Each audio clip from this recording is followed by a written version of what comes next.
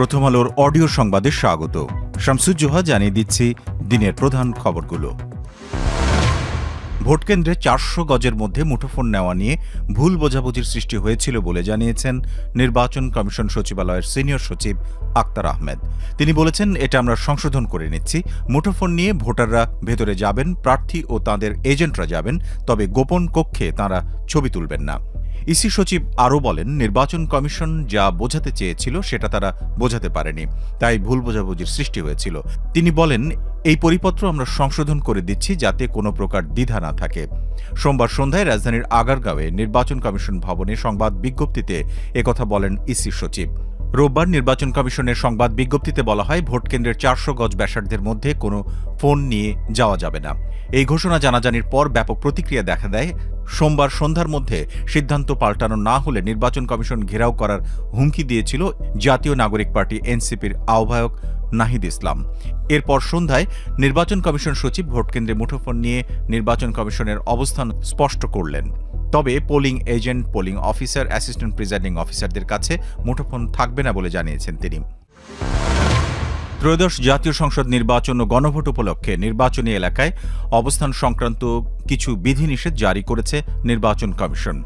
এ বিষয়ে ব্যবস্থা নিতে সব পুলিশ কমিশনার, জেলা প্রশাসক ও পুলিশ সুপারদের ইসি সোমবার চিঠি দিয়েছে।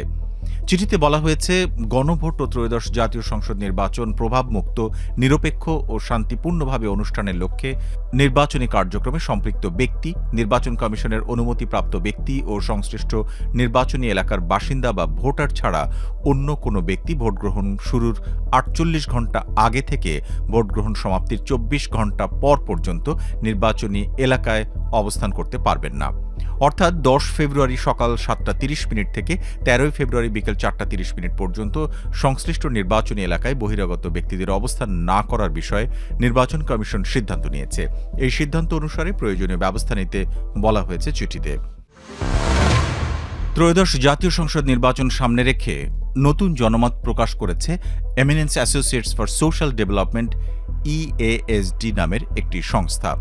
41,500 মানুষের মতামতের ভিত্তিতে প্রকাশিত এই জরিপ বলছে, নির্বাচনে বিএনপি নেতৃত্বাধীন জোট প্রায় 208টি আসনে জয়লাভ করতে পারে, আর জামায়াত ইসলামী নেতৃত্বাধীন জোটের সম্ভাব্য আসন সংখ্যা 46টি।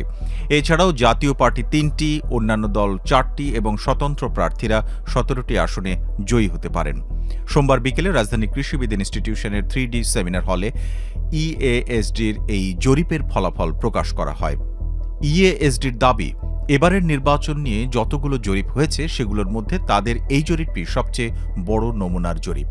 EASDর জরিপ অনুযায়ী রাজনৈতিক পছন্দের ক্ষেত্রে বাংলাদেশের বেশিরভাগ ভোটারের পছন্দ বিএনপি।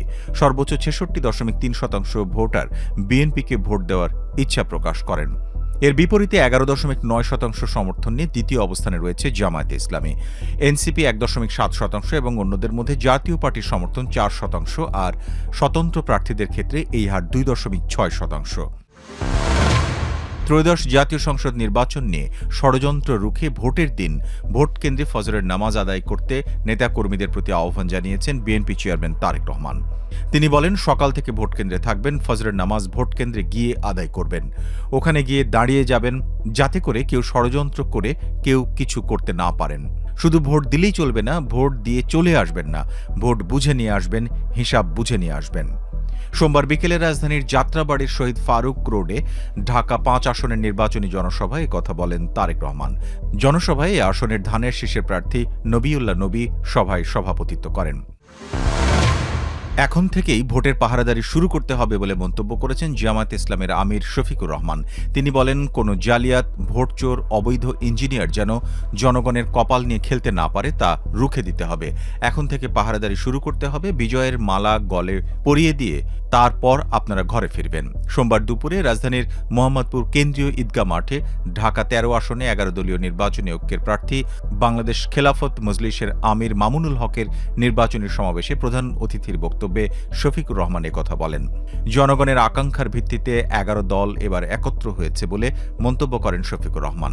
তিনি বলেন, আমরা একত্র হয়েছি জুলাই যোদ্ধাদের আকাঙ্ক্ষার ভিত্তিতে, আমরা একত্র হয়েছি একটি নতুন বাংলাদেশ গড়ার স্বপ্ন নিয়ে। একটি পক্ষ হেরে যাওয়ার ভয়ে হতাশ হয়ে পড়েছে বলে মন্তব্য করেন শফিকুর রহমান। তিনি বলেন, বহু জায়গায় দেখতে পাচ্ছি একটা পক্ষ নির্বাচনে হেরে যাওয়ার ভয়ে একেবারেই হতাশ হয়ে পড়েছে। সেই হতাশা থেকে তারা এখন চোরাই পথে নির্বাচনকে হাইজ্যাক করার চিন্তা করছে।